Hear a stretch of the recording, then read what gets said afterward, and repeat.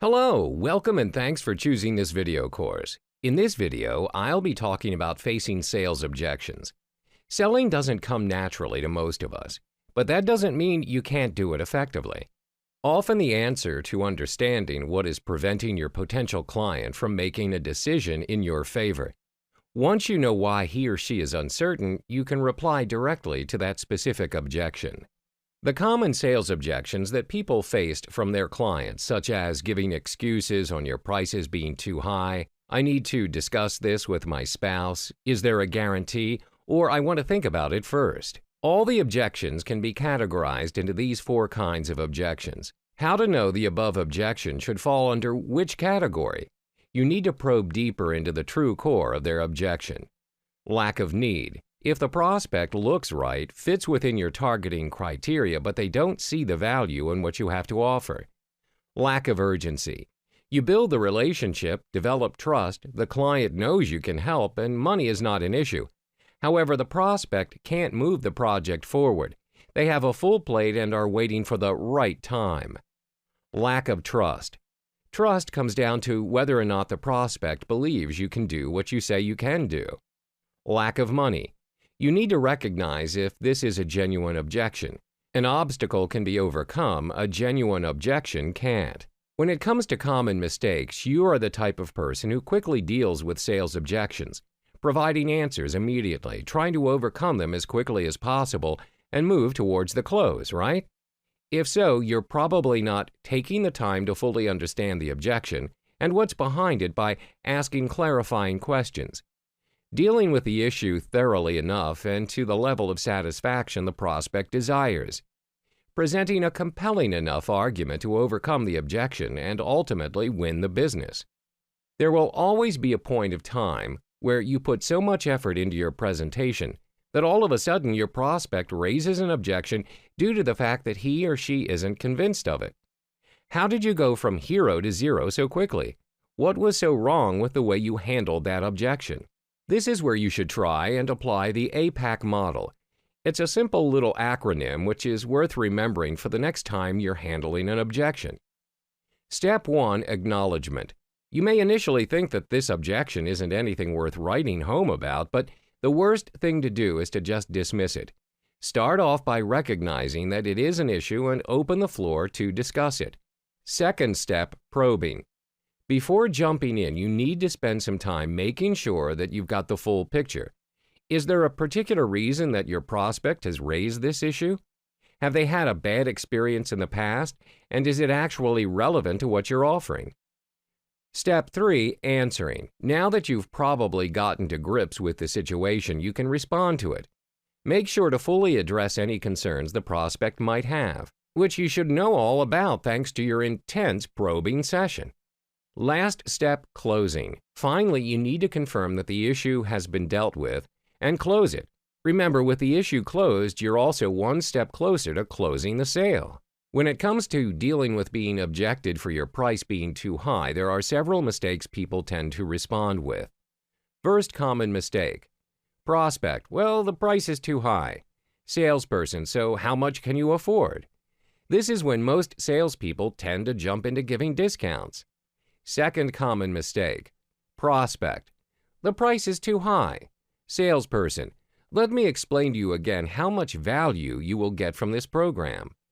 Most of the salespeople tend to jump into responding to prospect, explaining the values to the prospect again without really understanding what the real meaning of the prospect's objection is.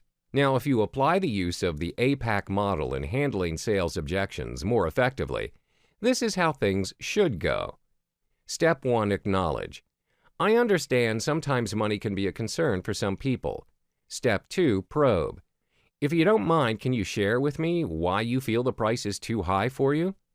You need to listen carefully to the prospect's response after you probe further to clarify the prospect's concern. For example, if the prospect's response is as below. Actually, I see the value of this program, but the price is beyond my budget. So this objection can be categorized as lack of money objection. What if the prospect's response is as below? I don't think it's worth the investment. The objection seems towards lack of need or lack of trust instead of lack of money. Let's probe further to clarify the prospect's concern to find out the real meaning of the objection. Well, thanks for sharing your thought with me. Can you help me to understand which part of our service or program that you don't see has value? In your opinion, how much value can you get from our service or program? What are the things that you expected but didn't mention in the video presentation? If the response of the prospect is as below, I'm not sure if you're able to help me achieve the results that I want after I invested this amount of money with you, then it's clear that the objection is due to lack of trust. But what if the prospect responded as below? The investment that I need to pay is higher than the value that I'm going to get. In this case, the objection is due to lack of need. Once you really understand the prospect's real concern, then you'll know how to respond and answer the objection by addressing the prospect's concern. What if the objection is due to lack of need? If the prospect looks fitting within your targeting criteria, but they don't see the value in what you have to offer, you are the one at fault. Either you're not resonating, not exploring all possible needs, or not addressing the right need. How should you respond to this type of objection? 1. You may need to continue to explore the prospect's needs by asking more questions. 2. Help the prospect to understand his or her own needs clearly and magnify their problems and pain. 3. Educate yourself about the prospect's business, industry, and competitors. With this knowledge, you can take a good sense of where you can add value and how your services might help. By simply looking at what their competitors are doing, you gain valuable insights and ideas. Your prospect will take notes, as I have never met a prospect that was not interested in market trends and competitive insights. Next, use the following closing techniques to close the deal after responding to the prospect's real concern. Here's closing technique number 1, cost versus value. Switch their focus on how much this is going to cost to how much it's worth. For example, how much is it worth if you can? Closing technique number 2, money is a resource. For example, you will spend this money anyway. Why not invest in yourself so that you can? You will be able to get it back. What is the one thing that you'll never be able to get back? And the answer to that is time. Closing technique number 3. Either way, you're still going to pay. For example, you can pay me to learn from my mistakes, or you can learn from your own mistakes. Either way, you're still going to pay. If the objection is due to a lack of urgency, when this happens, you have not demonstrated the impact of your solution well enough. Help the prospect see the value of how you can help by focusing on these 2 types of impacts. 1. Rational impact. The rational impact is all about determining the ROI and building the business case for moving forward. If you've done your needs discovery properly, you should be in a position to present numbers that clearly demonstrate the impact of your solution. The prospect must see a tangible dollar value. No ROI leads to any urgency. 2. Emotional impact.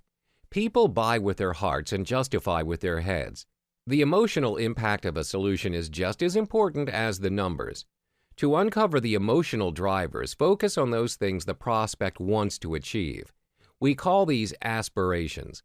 Aspirations go beyond the pain, those things the prospect must change, and focus on the things he would like to change and the potential rewards associated with getting this done.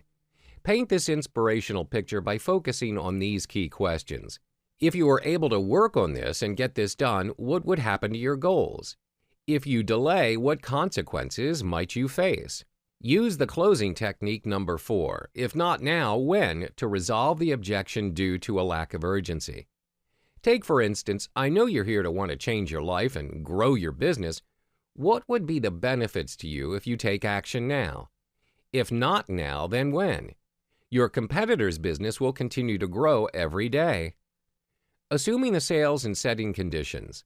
So, which one of the packages did you want to do? If the objection is due to lack of trust, 1. Start with research. The more knowledge you have about the prospect's company and industry, the more confident the prospect will have in your services. 2. Be genuine and show interest. This might sound basic, but all too many salespeople go through the motions and fail to recognize that at the most basic level, you are having an interaction with a fellow human. If that interaction fails to resonate with the prospect, all's lost because there's no relationship, no chemistry, and no trust. Relax, smile, have a positive attitude. Ask questions that show an interest in your prospect as a person, not just a business partner. People trust people they like. 3. Balance inquiry and advocacy. Find the balance between asking questions and talking about your offerings.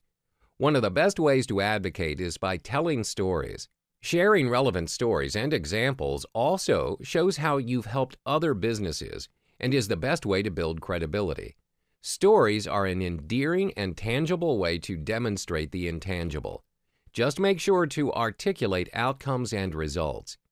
When it comes to closing, assuming the sales and setting conditions. Which one of the packages did you want to do? If the objection is due to lack of money, your prospect sees the value of the services that you're offering. They have trust in you and believe that you're able to help them to achieve their results, but they have a budget issue. Money is a real concern for them. You have to make a decision if you want to work with this prospect. Example: I'm happy to know that you see the value of what we're offering and trusting our expertise. As this service requires a lot of my personal time, I would not be able to give any further discounts. May I suggest that you give yourself a period of time to focus on gaining some capital from your current business first? Do approach me when you have enough money to invest to scale up your business. Does this sound okay to you? 2. Offer an alternative way to work together.